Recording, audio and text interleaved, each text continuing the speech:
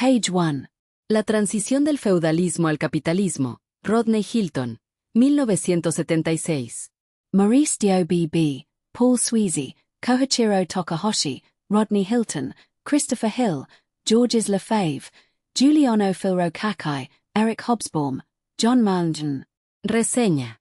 El libro editado por Rodney Hilton apareció originalmente en 1976, con reediciones en 1980 y 1985. Es una obra clave para entender el debate marxista sobre la transición histórica del feudalismo al capitalismo, y sigue siendo referencia en historia económica y social. El libro de Transition from Feudalism to Capitalism, editado por Rodney Hilton, es una obra clave dentro de la historiografía marxista que recoge y organiza un debate fundamental sobre cómo y por qué se produjo el paso de la sociedad feudal europea hacia el capitalismo. Publicado originalmente en 1976, el volumen reúne ensayos y respuestas de figuras como Maurice Dobb, Paul Sweezy, Christopher Hill y otros, que durante décadas discutieron en revistas académicas la naturaleza de esa transición. Hilton, especialista en historia medieval, actúa como compilador y mediador, ofreciendo un marco que permite seguir la evolución de las ideas y las tensiones entre distintas interpretaciones. El núcleo del libro es el debate entre Dobb y Sweezy. Dobb, en su obra Studies in the Development of Capitalism, había defendido que el capitalismo surgió principalmente de las contradicciones internas del feudalismo, la presión de los señores sobre los campesinos, el agotamiento de la renta feudal y la crisis de productividad agrícola fueron minando el sistema hasta abrir paso a nuevas formas de producción. Para él, la clave estaba en la lucha de clases dentro del campo europeo, que generó un proceso de transformación endógeno.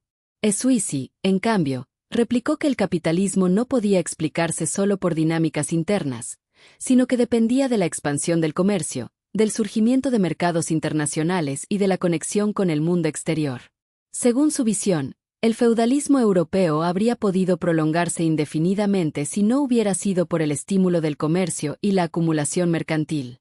El libro muestra cómo esta discusión se amplió con otros historiadores.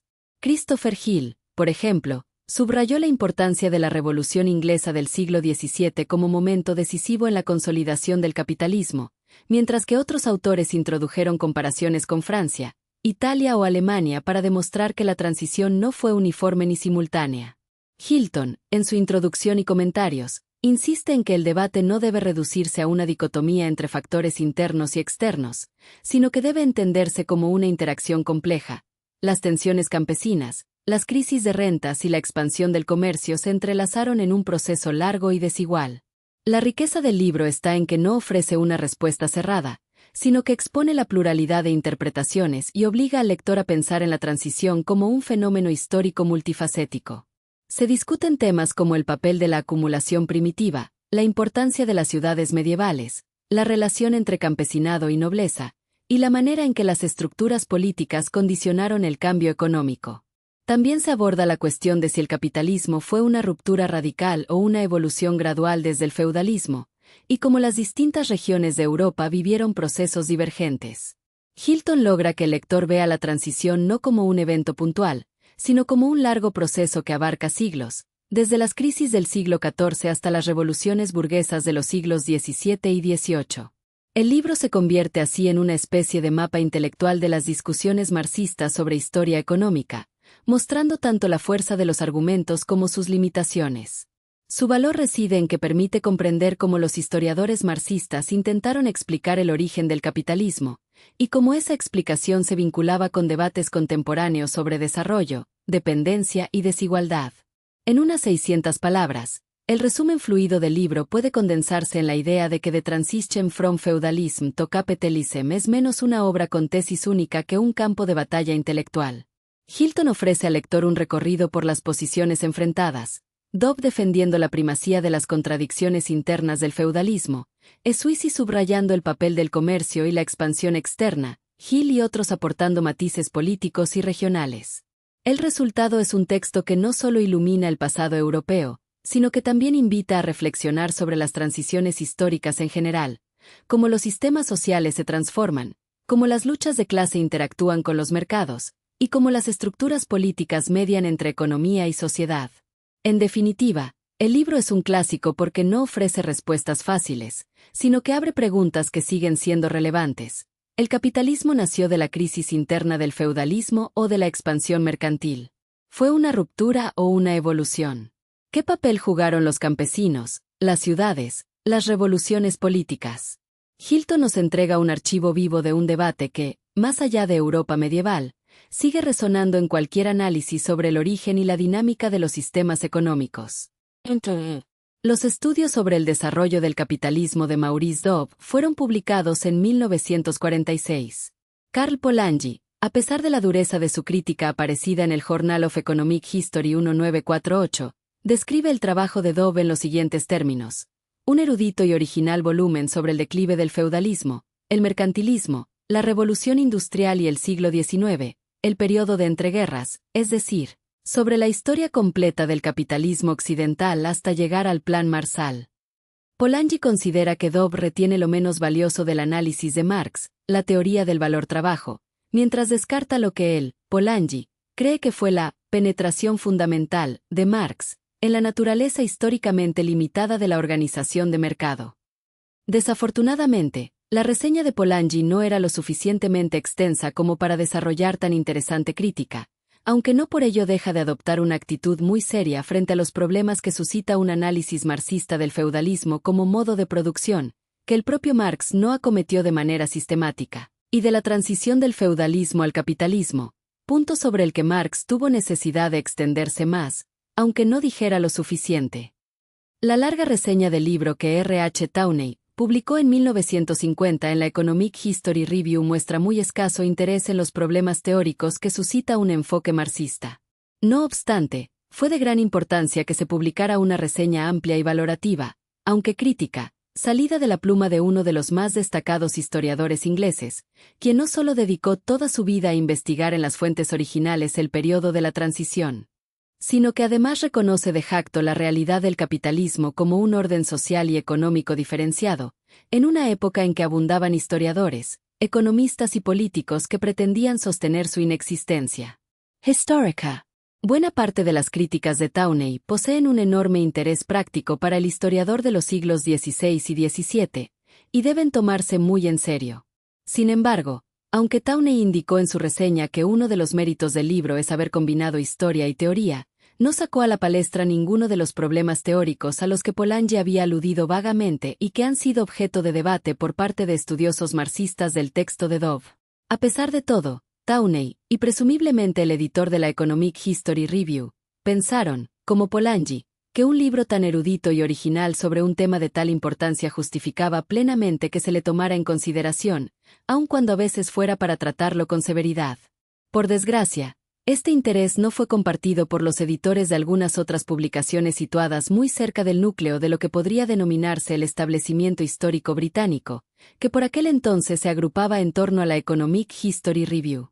No apareció reseña alguna en la English Historical Review, supuesto santuario de la más alta erudición, ni en History, en cuyas páginas se transmitía el mensaje de esa alta erudición a los profesores de historia y otras gentes situadas fuera del círculo de los investigadores profesionales. Tampoco aparecieron reseñas en las principales publicaciones de teoría económica, tales como el Economic Journal o Económica. Las razones de esta generalizada negligencia hacia el libro de Dobb son bastante obvias. A los historiadores académicos ingleses no les gusta el marxismo. En todo caso, la década subsiguiente al fin de la contienda mundial no era un momento demasiado propicio para establecer una discusión exenta de prejuicios sobre una interpretación marxista del capitalismo.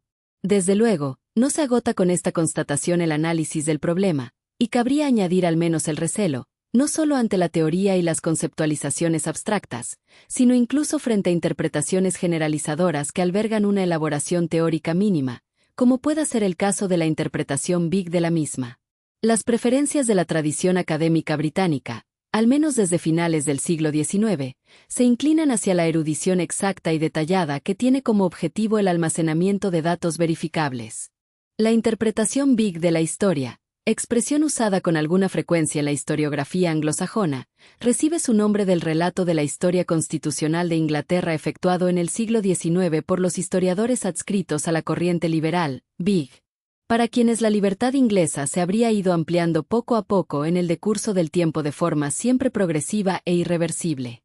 Ciertamente, es muy escaso el núcleo teórico de una visión big de la historia, pues se limita a suscribir esta ascensión continuada de la libertad y a clasificar de forma maniquea y mecanicista a los individuos en dos grandes categorías: progresistas, que miran hacia adelante, y reaccionarios, con las miras siempre puestas en el pasado.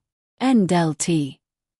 La preparación del historiador no estriba en su capacidad para discutir qué hipótesis pueden explicar los desarrollos históricos significativos, y mucho menos en intentar penetrar la esencia o el principio motor de las formaciones sociopolíticas. Por el contrario, se supone que reside en la facultad de eliminar todo elemento de subjetividad en el estudio de una secuencia de eventos acaecida durante un corto periodo de tiempo, o en identificar las partes integrantes de la principal, usualmente la dominante, institución de una sociedad dada. Ello se consigue recurriendo siempre que sea posible a registros administrativos supuestamente objetivos, al tiempo que a una evaluación crítica de las crónicas, narraciones o correspondencias, que se estiman expuestas al riesgo de la parcialidad humana. Pueden hallarse interesantes evaluaciones sobre la naturaleza de los escritos históricos modernos en Robin Blackburn, ed. Ideología y Ciencias Sociales, traducción de Ruiz Capillas, Grijalbo, Barcelona, 1977. Sunder destacar los artículos de Gareth Stedman Jones, History, The Poverty of Empiricism, Wider E.J. Hobsbawm, Karl Marx's Contribution to Historiography. Jones sobreestima un poco el carácter revolucionario de la Escuela de los Annales, que, si bien innovadora, en modo alguno es marxista. El academicismo y la erudición histórica no son exclusivamente británicos, sino europeos. Un buen ejemplo de ello lo ofrece la escuela historiográfica francesa anterior al periodo de los Annales, la época Pré-Bloch, podríamos denominarla. Por otro lado, sus logros han sido considerables, especialmente en el campo del medievalismo, que es el que aquí nos interesa de forma particular, y en modo alguno debemos subestimarlos. Como podrán apreciar los lectores del debate, lo que polarizó el interés de los participantes no fue precisamente la historia del capitalismo ya consolidado, sino el estudio de las fuerzas que destruyeron la sociedad feudal. La mayor parte de los problemas de la transición están más vinculados con aspectos del mundo medieval que con los del moderno. En sus críticas a Dobb, Paul Sweezy se basó casi por completo en las merecidamente famosas investigaciones de un historiador no marxista, Henry Pirenne. Desde luego, el trabajo de Pirenne no debe clasificarse entre el tipo de erudición académica estrecha de miras a la que antes nos hemos referido, aunque Pirenne es tan capaz como cualquiera de tratar las fuentes documentales con escrupulosidad y espíritu crítico. No obstante, también es capaz de delinear amplias generalizaciones, y no hay duda de que es este aspecto de sus investigaciones el que inclina a los marxistas a estudiarlo con toda seriedad. Giuliano Procaxi, al evaluar los resultados del debate inicial, señala con acierto cuán formidable es el respaldo de erudición no marxista que despliega Sweezy contra Dobb al citar a Pirenne. Pero quizá Procaxi haya sobreestimado en exceso la artillería del bando de Sweezy. Después de todo, dejando de lado a Pirenne, ¿a quién cita Sweezy? Y sabemos hoy que la interpretación de la historia económica europea medieval ofrecida por Pirenne ha sido criticada con severidad por numerosos historiadores, y desde luego no todos ellos marxistas. Su interpretación del declive del comercio en el Mediterráneo y de la desurbanización de Europa occidental ha recibido muy duros cuestionamientos.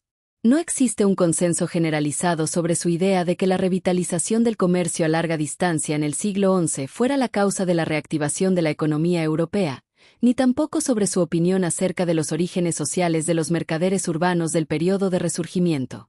Con todo, el enfoque general de Procaxi está plenamente justificado. Los marxistas ingleses pueden haber tenido muy buenas ideas, pero necesitan respaldarlas con investigaciones que puedan competir con las de las escuelas establecidas de historiografía no marxista frente a las que polemizan. El libro de Dobb, como él mismo admite y como reiteradamente han señalado sus reseñadores, es la obra de un economista marxista que se ha familiarizado con la bibliografía histórica disponible en la época. Su oponente en esta controversia, Paul Sweezy, se encuentra en una situación parecida. Un estudioso marxista del capitalismo contemporáneo que se aventura en el terreno de la historia económica medieval tomando como base trabajos de segunda mano elaborados por historiadores no marxistas. Lo mismo sucede, aunque en menor grado, con el más destacado de los otros participantes en el debate, pues aunque Takahashi es un investigador original en el campo del feudalismo japonés y de los problemas de la transición del feudalismo al capitalismo en el siglo XIX, su conocimiento de este problema en la historia del área clásica de formación del capitalismo, Europa Occidental, también se apoya en trabajos de otros. La más reciente de las amplias contribuciones al debate, la de John Merrington, no se centra precisamente en la investigación de problemas de la historia económica feudal. Así pues, con la excepción de Hill y Hilton, cuyas aportaciones al debate son relativamente menores, la discusión ha sido conducida por marxistas que han señalado con acierto ciertos problemas fundamentales concernientes a los modos de producción feudal y capitalista, pero que, a falta de apoyo en especialistas marxistas, y esto era por completo cierto en la década de los 50, cuando se inició el debate, se han visto obligados a buscar buena parte del material de base en autoridades no marxistas o auxiliares. Para todo aquel que se enfrente seriamente al concepto de modo de producción, es esencial establecer cuáles son los componentes de los distintos modos. El historiador, cuyos objetivos pueden no ser los mismos que los del sociólogo o el filósofo, no puede, sin embargo, detenerse aquí. Existe una ley del movimiento de las sociedades feudales, como de las demás, al tiempo que un conjunto particular de relaciones estructurales en su seno. Definir y elaborar la ley del movimiento y los cambios concretos que eventualmente generan las condiciones para la transición del feudalismo al capitalismo requiere un esfuerzo no solo de lógica, sino también de investigación. Exige la crítica y utilización de las investigaciones de los estudiosos burgueses, así como el empleo de una metodología crítica aplicada a las fuentes documentales de la época. Y dicho método crítico debe ser marxista, basado en una comprensión adecuada del concepto de modo de producción. Por otro lado, también debe tener en cuenta los métodos críticos desarrollados por los historiadores desde, al menos, el siglo XVII. Los historiadores marxistas han modificado de forma significativa nuestra comprensión de la revolución burguesa y del desarrollo de la sociedad capitalista, desde el siglo XVII hasta nuestros días. Baste mencionar las investigaciones originales de historiadores marxistas ingleses de primera fila como Christopher Hill, Eric Hobsbawm y Edward Thompson, sin olvidar a Albert Sobol en Francia, Giuliano Procacci en Italia y muchos otros historiadores del área capitalista. B. F. Porchnev, A. de Liublinskaya y J. V. Polisensky, bien conocidos en sus respectivos países, son solo una muestra de los historiadores que han trabajado sobre temas similares dentro de los países del campo socialista. Mucho más reducido es el número de trabajos marxistas sobre la sociedad feudal y sobre las precondiciones medievales para el desarrollo del capitalismo, aunque los escritos de E. A. Thompson sobre los primeros estadios de la sociedad germánica merecen ocupar un lugar destacado. Por otro lado, el núcleo central de las investigaciones marxistas sobre historia medieval queda confinado al campo de la historia agraria. Varias son las razones que pueden justificar esta limitación. Los jóvenes marxistas suelen tener una vinculación política con organizaciones socialistas o comunistas, lo que los inclina a estudiar el modo de producción capitalista bajo todas sus manifestaciones políticas, sociales y culturales. Por otra parte, este estudio no solo se halla bajo la influencia directa de la teoría y la práctica de los fundadores del marxismo, Marx y Engels, sino que cuenta con la ayuda de un considerable número de marxistas militantes empeñados en una constante discusión teórica y práctica de los problemas suscitados por la historia marxista de la sociedad capitalista, así como por los que plantea la transición del capitalismo al socialismo. El estudio de la sociedad feudal presenta, pues, muy pocas ventajas para los historiadores más jóvenes, que suelen hallarse algo aislados, tanto teórica como prácticamente. Cabe esperar que la reedición de este debate sobre la transición estimule una nueva consideración de sus logros teóricos y la iniciación de nuevas investigaciones sobre los problemas que aún quedan sin resolver y que se plantean en las antiguas contribuciones y en la presente introducción. Página 9.